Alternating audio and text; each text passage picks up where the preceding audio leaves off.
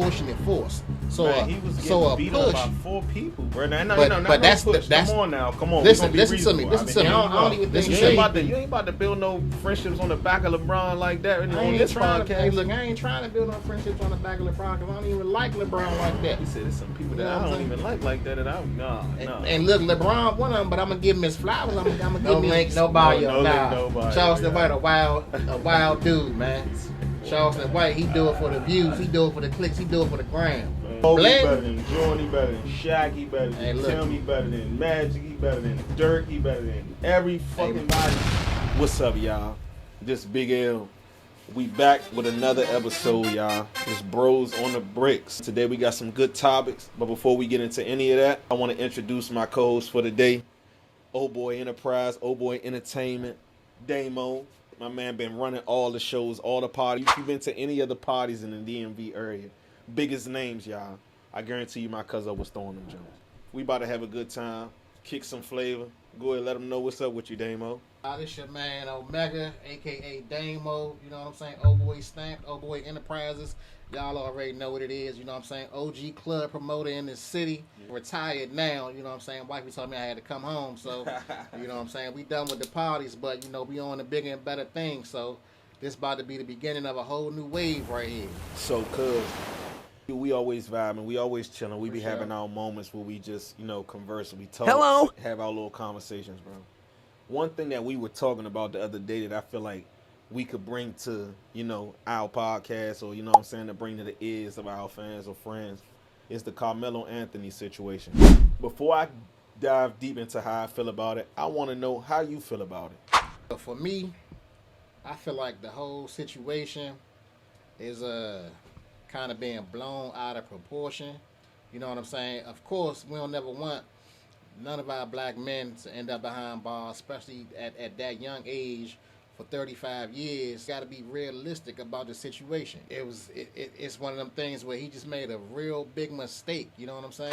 He got to pay for it. But I think the biggest issue is how his parents really are the ones that failed him in this situation. Of course, kids make mistakes. Hold on. Time out. What?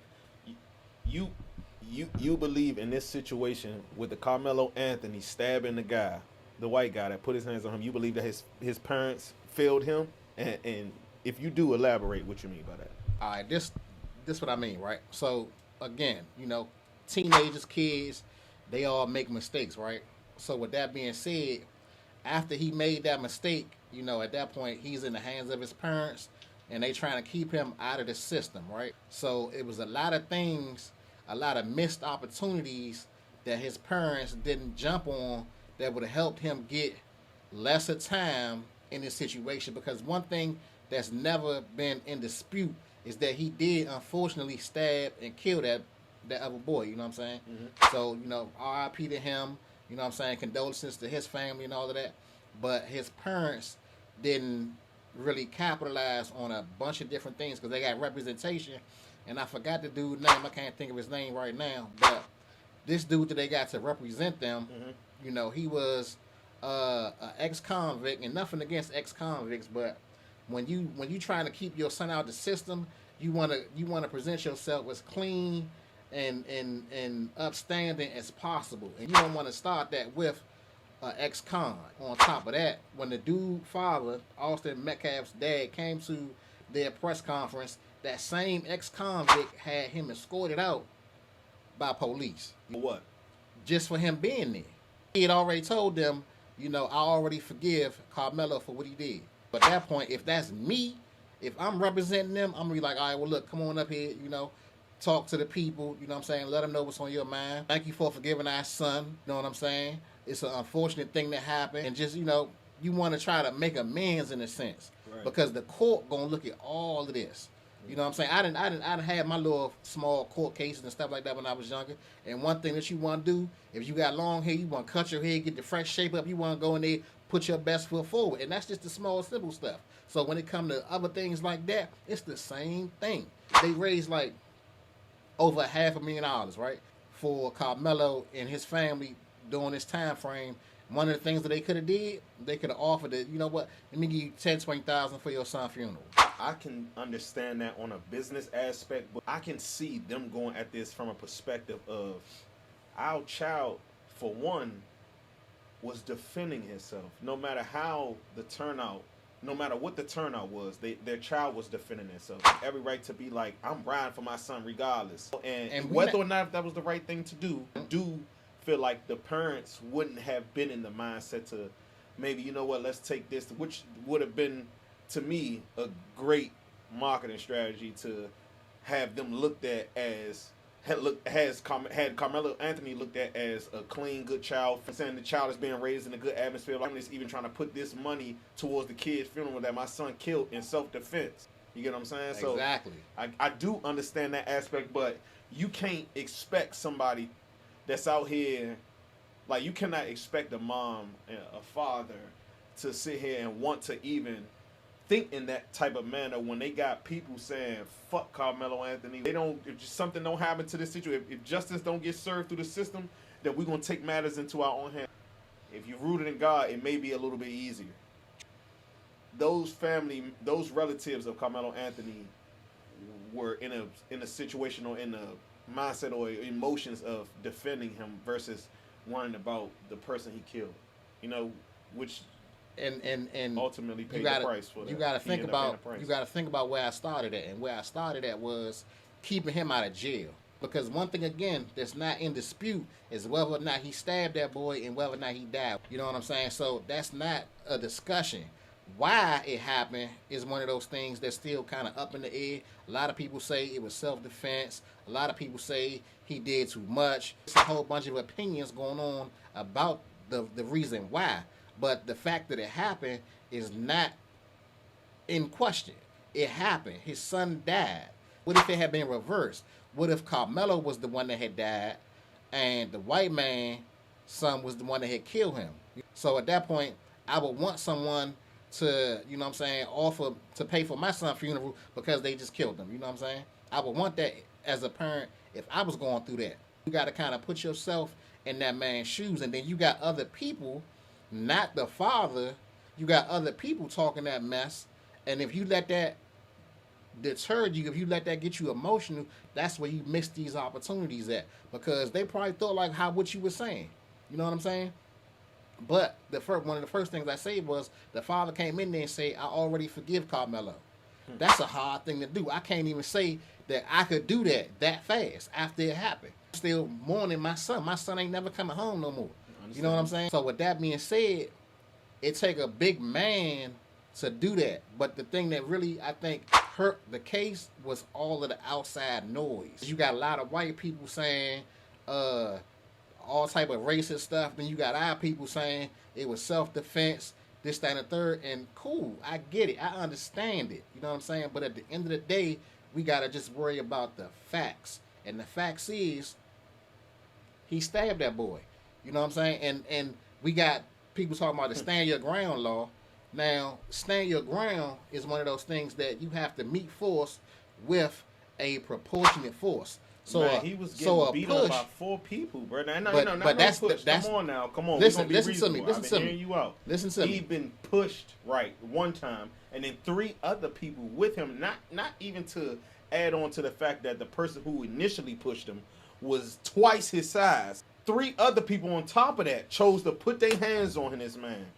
His case becomes fucked when you have a weapon on school grounds. Because nigga, they can break it down, flip it, and reverse it any kind of way to make you say, "Well, you bringing this knife to school? You was prepared for this situation." No, I just had this knife because I like knives. I want to protect myself, whatever the case may be, in my pocket. But you're not supposed to have it on school ground. That's the only reason why I be like, that was the one thing. But the other thing is, the stuff that you talking about, right? That's speculation right now, because the court transcripts don't say that he got jumped. The court transcripts say that he just got pushed a couple times. So when it comes to stand your ground law, you have to meet force with proportionate force. I can't push you and then you stab me. Like that's not the same amount of force in return. that's going overboard from one end to the other. Right. You know what I'm saying? So that's just like if I punch you and you pull out and you shoot me. You can't really say stand. You can't really claim stand your ground because you could have just punched me back. But you got to think about it, bro. Like when I was in ninth grade, when I was in ninth grade in high school, you know what I'm saying? Alabama tried to curve me at lunch. You know what I'm saying? And I had advanced classes, so I'm not in the lunch with all of my other friends from my neighborhood. They had like the second or third lunch. I had the first lunch. Yeah. So I had to wreck this Bama, and so I'm small, but I ain't try to stab him. I stood up, and I was ready to go, and then I even got jumped. At that point, I got jumped. Nigga, I got hit from behind, fell, kicked, and all of that shit. I left out that jump bloody. You know what I'm saying? As a little nigga, but I stood my ground. You understand what I'm saying? Yeah. And I took my lumps because that's what real niggas do. That's what real men do. We gonna take our lumps. You know what I'm saying? So I would have been wrong if I would have stabbed him in the chest just because he was bigger than me. Right. I would have been wrong. I would have went to jail. You know what I'm saying? Because I'm on school ground with a knife and then I stabbed him. You understand what I'm saying? So it's that simple, and we acting like we wasn't all in school. We acting like we all wasn't smaller or bigger than somebody at one point in time. Because you know little niggas with hearts. You know little niggas that's bitches. And the same thing about big niggas. You know some big niggas that got heart. You know some big niggas that's just straight bitches. Right. You know what I'm saying? Some little niggas have beat big niggas. You know what I'm saying? But to just stab the nigga, and I gotta stop saying nigga so much, to just stab him like that, that's where he just went overboard. He wasn't thinking about his life. Because he could have just left when it all came down to it, even though he got a right to be wherever he want to be. He does. But to, you got to think about, you got to start thinking ahead.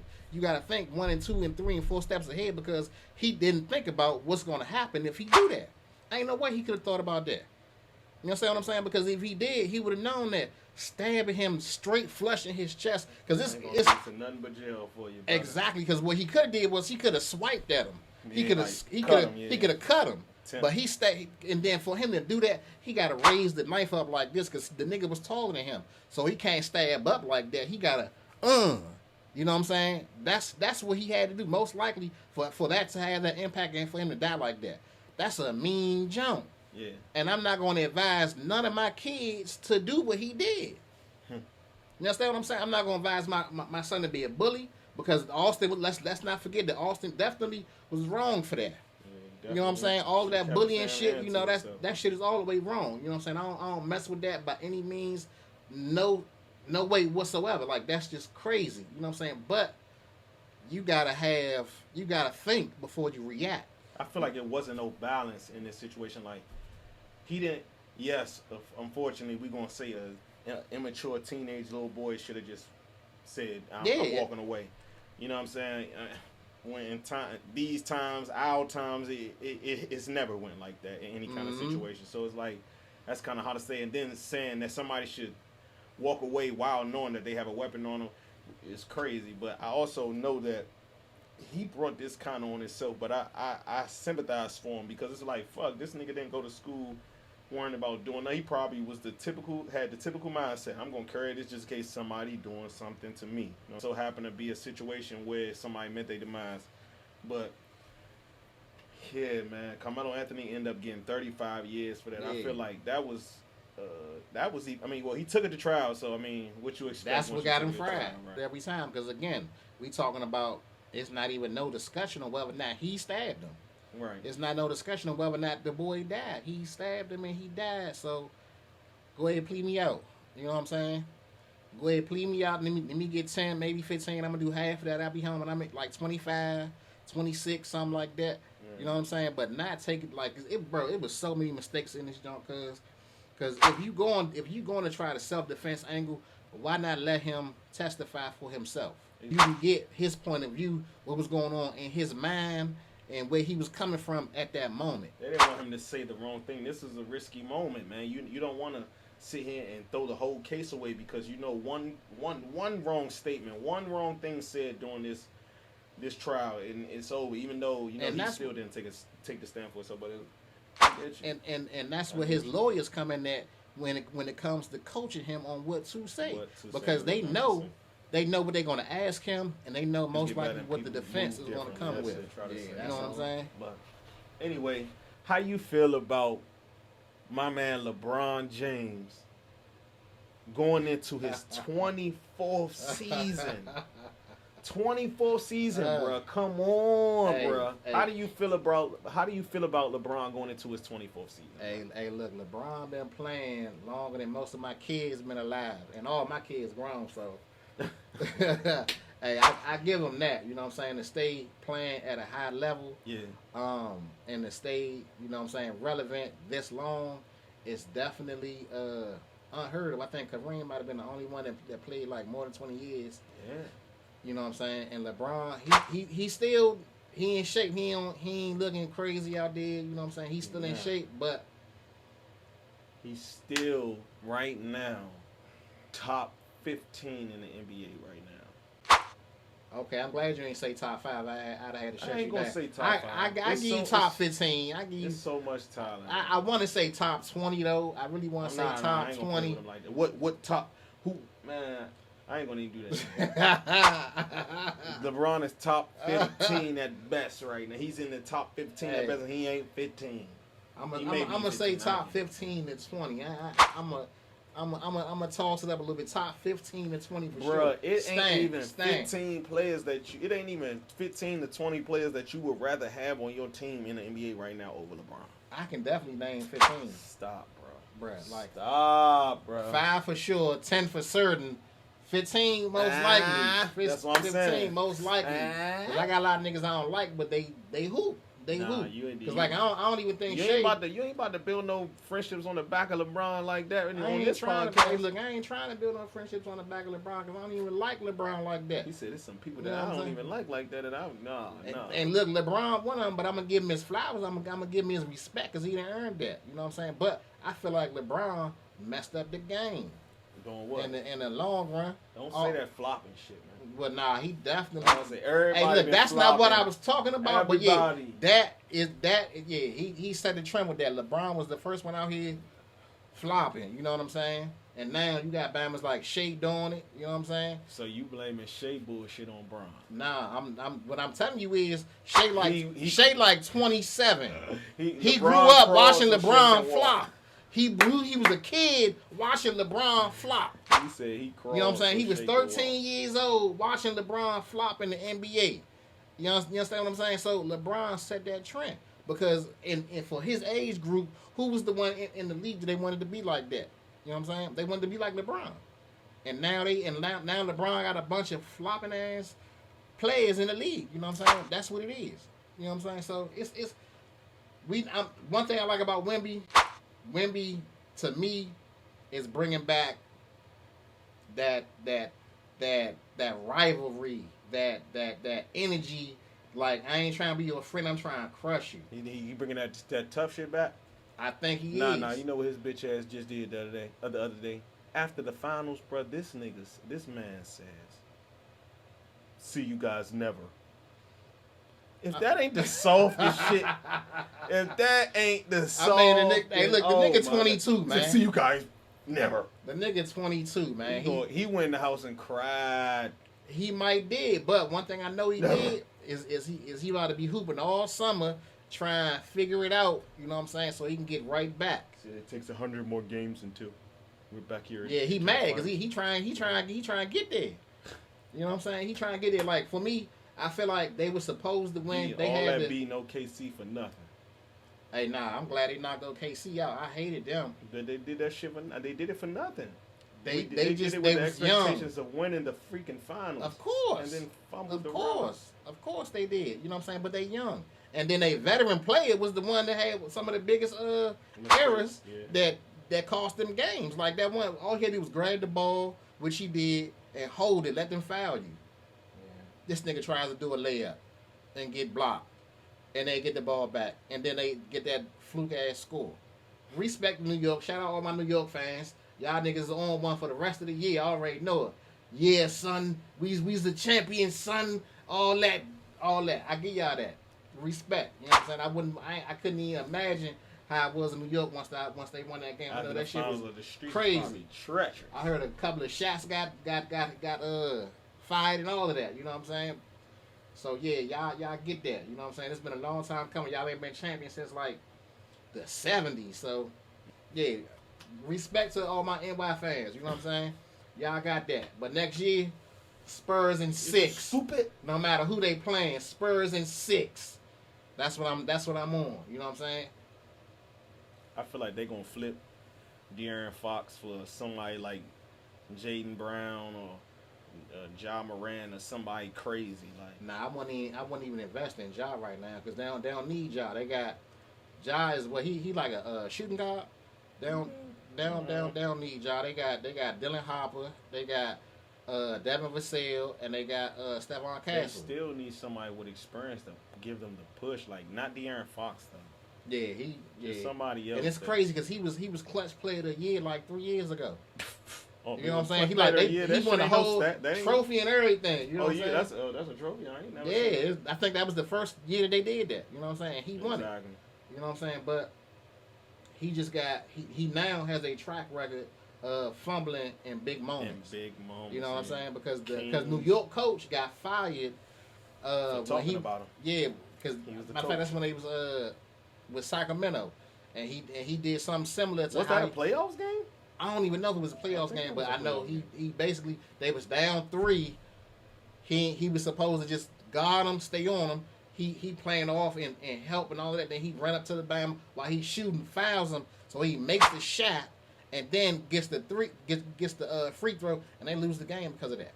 Every game the series for the finals.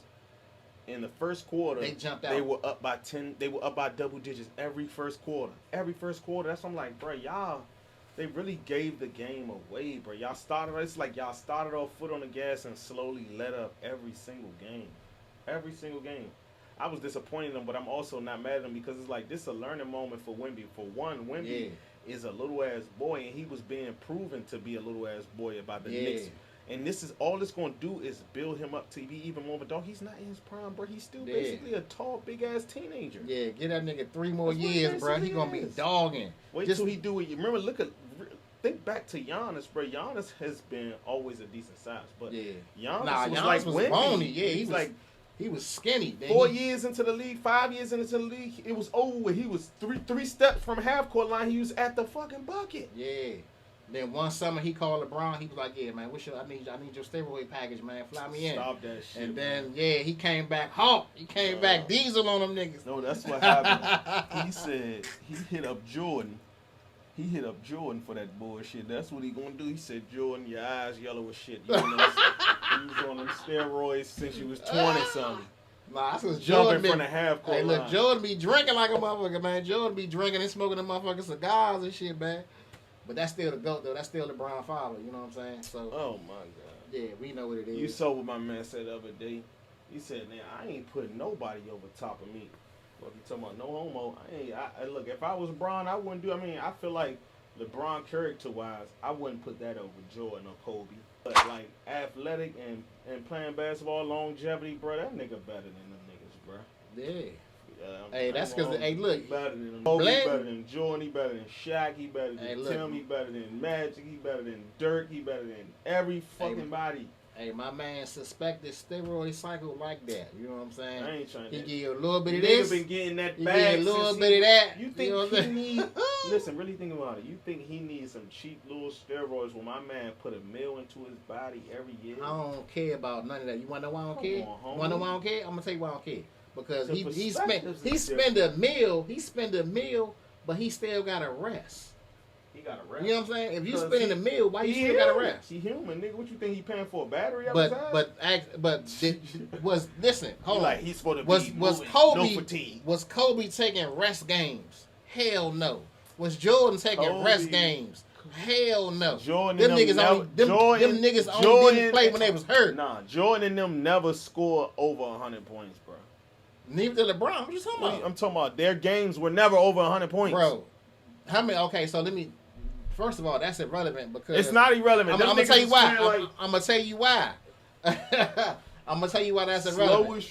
That's irrelevant because Jordan got Curry, pop, pass and run around, 3 up. We back down the other Jordan end. got like 12 seconds off the clock. Jordan got like 10 scoring titles. It don't matter. You know what I'm Jordan saying? was scoring. Jordan got more 40-point games, more 50-point games, and more 60-point games this is than what's LeBron. Gonna stop people scoring wise. Okay, this is it right here. This is what makes LeBron better than Jordan to me. You about to tell a lie? No, I'm not. I'm about to tell a lie. During Jordan times, there was not over 20 people in the league. 20 people in the league. Do you hear what I'm saying? It was not over 20 people. And I'm going to say it was probably 15. It was not over 20 people in the league throughout all the teams in the NBA that was very good at scoring. Even if it was, wait. Even if it wasn't amongst the lines of Jordan, it was, if Jordan is A, the next person is probably going to be an A. It was probably a few of those A minuses and B pluses, and everybody else was C's and D's, bro. The league was some shit. Everybody was just strong and aggressive. Now, against LeBron, it's a Steph Curry. So you got niggas like Kevin Durant. It's a man. Bro, you got niggas like them Allen Iverson. Bro, them niggas was just tough back then. They were just tough back then. That's it. No, them niggas was scoring 50. Nigga, but listen, 40. Now, like I guarantee how the league is now, I guarantee you, Allen Iverson got more 40 and 50-point games than LeBron. I get it. But it don't matter. The reason why it don't matter because the league is not made for the toughness mentality. The league now is made for you to score the bucket. They're not even allowing the people that basically hand check like that. So let me tell you, tough niggas wouldn't have made it. So let me tell you. Now what? First of all, they everything I'm about to let me shut down everything you just said. So you said that the tough niggas wouldn't make it in this soft cupcake league now. That's what you're telling me. I'm saying. And I'm because not back then, I'm saying it's more talent in this league and it's less aggressiveness. Back then, it's more talent.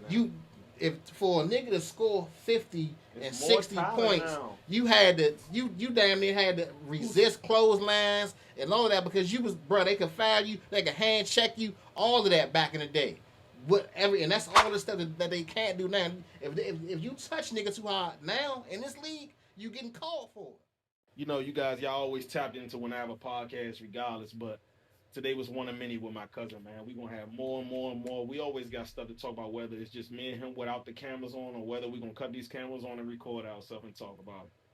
But make sure y'all like, comment, and subscribe. Keep me in the algorithm, y'all. Please, man, run them subscribers up, man. Get this page monetized as soon as possible, man. I appreciate y'all for the support. Yeah, share this video. Once again, this is Bros on the Bricks. Make sure y'all follow us on Instagram at Bros on the Bricks _. And make sure you follow me on Instagram at MI_own_lane with 2 E's.